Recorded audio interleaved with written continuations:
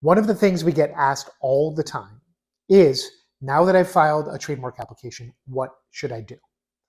Unfortunately, one of the things you have to do is wait a long time until the USPTO examines your application. Currently, 9 to 10 months on average. But a few things you can do in the interim while you're waiting.